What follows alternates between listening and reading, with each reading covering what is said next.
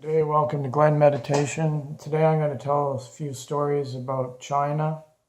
Um, Back in my early 30s, I came back to Vancouver and I didn't really know what to do for job things. So I never really was attracted to staying in Vancouver. It's where I grew up, but I came back mainly to visit family, and then I would try to find another adventure to set out on. And I think it was around 2004, 2005, I saw a job online to go live in China and teach university. I thought that was pretty cool, that you could just go over and be a university teacher and discover a country that was really different. I knew nothing about China. I knew a little bit about it from just looking on the internet. People didn't really know much about China those days. So basically, a few weeks later, I was landing in Shanghai. I got ripped off on paying too much for a taxi, being a newbie in the country, and probably paid too much for my hotel. And then the next day, I was flying from Shanghai out to Wuhan, where I was picked up and taken out to my university. My first experiences of China were like noticing how gray the skies were, and you could smell the pollution. The foreign affairs officer picked me up, basically dropped me off and said, watch out for the tiles on the sidewalk when it's raining. You step on them and it squirts water up on your pants. And that was his advice, and he dropped me off to my hotel room. Actually, it was to my apartment, not my hotel room.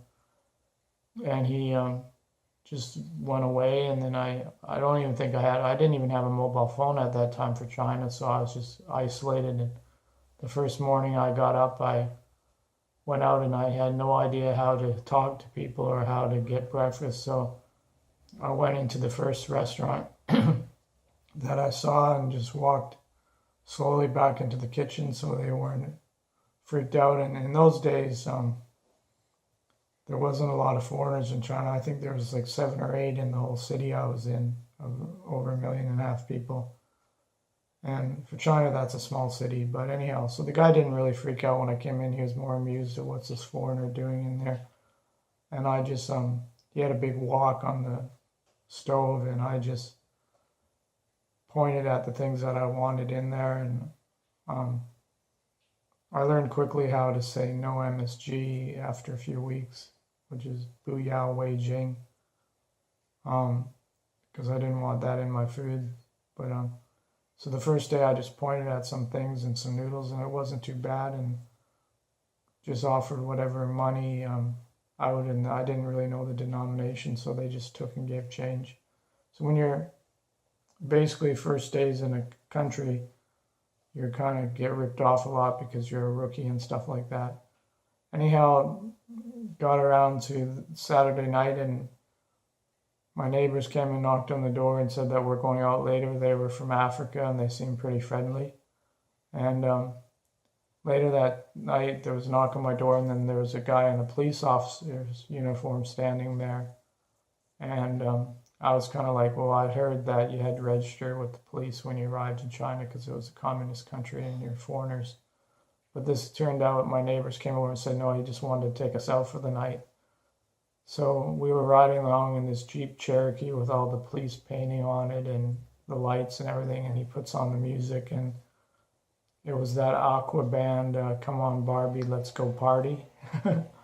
And that's what we ended up doing. We went to a nightclub, and it was quite loud and people dancing crazy everywhere, and you got your beers, and kind of like you ordered them, like you got a certain price for like 6 beers, and then everybody had their beer, and it was kind of an interesting night. And anyhow, the police chief got really drunk, and everybody's telling me, whatever you do, don't drive home with this guy. He gets drunk and drives home, but there was no way out of it.